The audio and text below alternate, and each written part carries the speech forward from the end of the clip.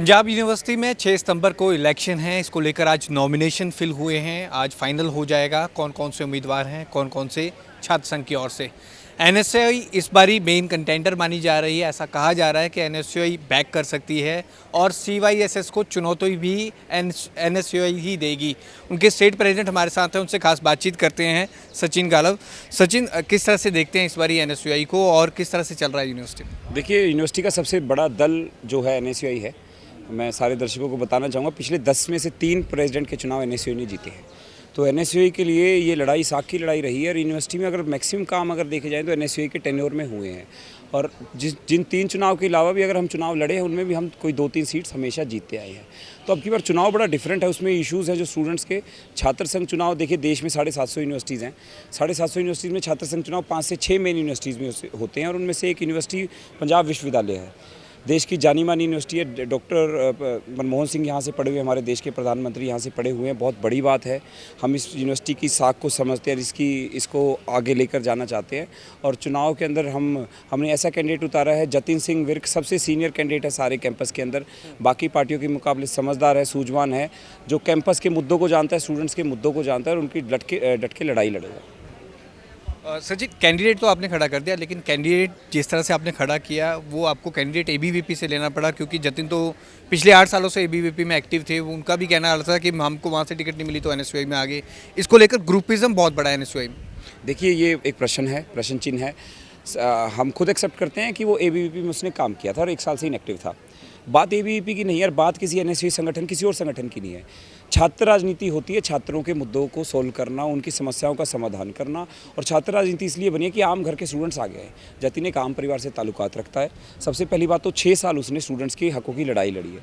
लंबे समय से कैंपस के मुद्दों को जानता है, स्टूडेंट्स के मुद्दों को जानता है। रही बात, वो कैंपस से अवेयर है कि स्टूडेंट्स के क्या इश्यूज़ होने चाहिए और कैसे सोल्यूशन निकलेगा। दूसरी सबसे बड़ी बात, जिस ऑर्गेनाइजेशन में वो था, हमारी लड़ाई उस ऑर्गेनाइजेशन की सोच से है, बीजेपी और आरएसएस और एबीवीपी की सोच से है। जब एक मुद्दा था हमारे पीछे मणिपुर में जो त्रासदी हुई, वो बड़ी शर्मनाक चीज़ थी। जब जतिन उस संगठन के अंदर उस बात को उठाना चाहता था, कैंडल मार्च करना चाहता था, प्रोटेस्ट करना चाहता था कि मैं इस चीज़ के खिलाफ हूँ, जतिन को करने नहीं दिया गया।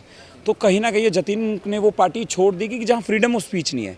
कहते कि आप प्रधानमंत्री के खिलाफ नहीं बोल सकते, सरकार के खिलाफ नहीं बोल सकते, लोगों के खिलाफ नहीं बोल सकते, जो लोग देश के अंदर गलत कर रहे हैं, तो वहाँ रहने का कोई अधिकार नहीं है। हमारी लड़ाई सिर्फ कैंपस तक की नहीं है, हमारी लड़ाई बहुत आगे तक की है कि देश के अंदर जो हो रहा है वो कैंपस से एनएसयूआई रीढ़ की हड्डी है कांग्रेस पार्टी की, और छात्र संघ चुनाव रीढ़ की हड्डी है देश के।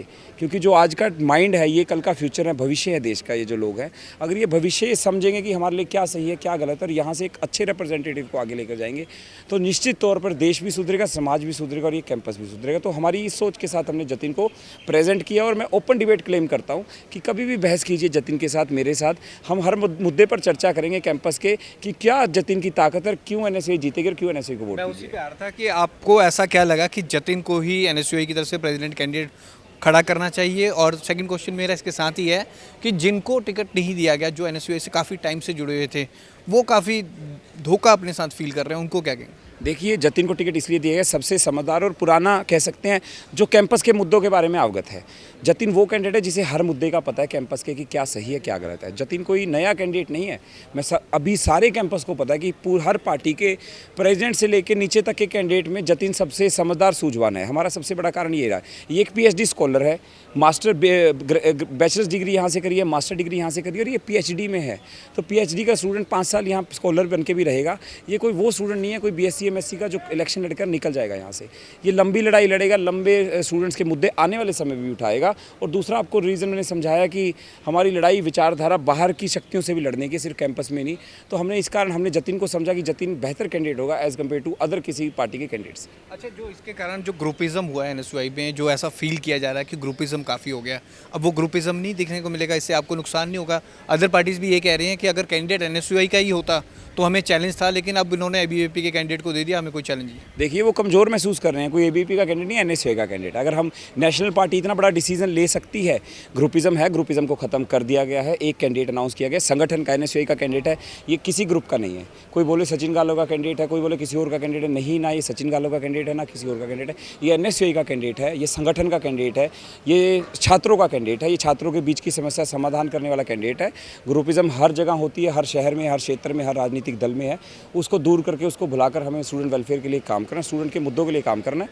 और जतिन इस काम को बड़े अच्छे से दोहराएगा, बड़े अच्छे से करेगा, हमें ये पूरा विश्वास है जतिन पे। अच्छा, आज आप मैनिफेस्टो भी लॉन्च कर रहे हैं। अब मैनिफेस्टो में क्या कुछ खास होगा? कल CYSS ने भी अपना मैनिफेस्टो लॉन्च किया है। कैसे ये मैनिफेस्टो अलग है? क्या उसमें लेके आने वाले हैं? देखिए, पंजाब यूनिवर्सिटी के इतिहास में NSCI पार्टी हमेशा से अलग काम करती रही, और मैं आपको विश्वास दिला रहा हूँ कि NSCI के जो मुद्दे होंगे वो दूसरी पार्टियों से बहुत अलग होंगे, आसपास भी नहीं होंगे। क्योंकि हमने इस कैंपस को, हम राजनीति को बड़ा सीरियस लेते हैं। हम कोई बरसाती मौसम के साथ नहीं है कि आज काम कर रहे हैं, कल नहीं कर रहे हैं। चुनाव हारे जीते, हम काम करते रहे, पूरा साल करा है काम। कोई एक महीने एक्टिव रहने वाले दल नहीं है। तो हमारे मुद्दे सबसे पहले शुरू होते हैं, हम 3 बड़े बेसिक मुद्दों पर चुनाव लड़ना चाहते हैं। इश्यूज़ बहुत सारे हैं कैंपस के, वो डिटेल में आपको मैं मैनिफेस्टो लॉन्च करेंगे, आपको स्वागत भी करेंगे। सबसे बड़ा मुद्दा हम रहता है कि हम यूनिवर्सिटी के अंदर 70% लड़कियां हैं। हम लड़कियों के लिए सेमेस्टर वाइज 10 से 12 मेंस्ट्रुएशन लीव्स के हॉलीडेज़ लेकर आए हैं कि NSCI पार्टी जीतती है। देखिए, लड़कियों को प्रॉब्लम होती है, हेल्थ प्रॉब्लम होती है। तो ये कोची यूनिवर्सिटी केरला के अंदर भी ये है कि वहाँ पर लड़कियों को एक सेमेस्टर के अंदर 12 दिनों की छुट्टियाँ मिलती है, उस एक सेमेस्टर के अंदर हर महीने में 2, कि उनको मेंस्ट्रुएशन जो दिक्कत आती है, जो उसमें उनको सपोर्ट मिले। और दूसरा सबसे बड़ा मुद्दा हमारा है कि यहाँ पर जो टीचर्स हैं, टीचर स्टूडेंट रेशो बहुत कम है। वैसे हर 20 स्टूडेंट्स पे एक टीचर होना चाहिए, बट यहाँ पे किसी किसी डिपार्टमेंट में 3-3 पक्के टीचर्स हैं जो हमें पढ़ाते हैं। वो हमसे ही 2-2 साल बड़े हैं। हम ये एक्सपेक्ट नहीं करते पंजाब जैसी यूनिवर्सिटी पर ये माहौल हो। तीसरा सबसे बड़ा मुद्दा ये कि हम जो last year student pass out होता है, उसकी अगर एक सेमेस्टर में सप्ली आ जाए फाइनल ईयर में, पिछले कुछ सेमेस्टर में, उसका 1 साल बर्बाद हो जाता है।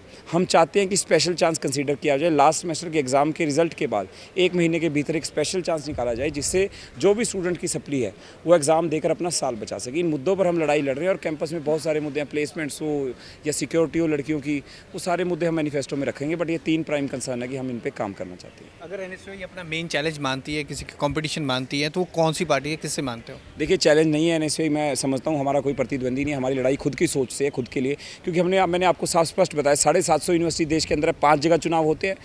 राजनीति का मतलब या छात्रों के हितों की लड़ाई लड़ने का मतलब सिर्फ चुनाव की हार जीत नहीं होती। चुनाव कोई ना कोई जीतेगा भी, हारेगा भी। बट ये छात्रों की लड़ाई लड़ना, इनके लिए काम करते रहना, ये लंबी रेस है। इसमें जिसकी विचारधारा है, जो स्ट्रॉन्ग है, वो करेगा।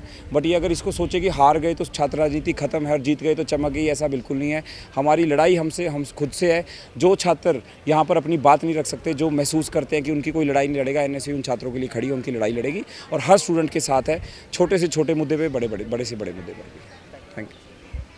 तो ये थे स्टेट प्रेसिडेंट सचिन कालव, जिनसे हमने बातचीत की कैंडिडेट को लेकर। जतिन, जिनको इन्होंने प्रेसिडेंट कैंडिडेट बनाया है, आज नॉमिनेशन फिल किया है, और आज ये अपना मैनिफेस्टो भी लॉन्च करने जा रहे हैं, जिसमें मैनिफेस्टो के बारे में इन्होंने डिटेल से बताया कि इस मैनिफेस्टो में क्या कुछ खास होने वाला है। कैमरामैन रजत के साथ भगवत सिंह, पंजाब केसरी, जगबानी TV, चंडीगढ़।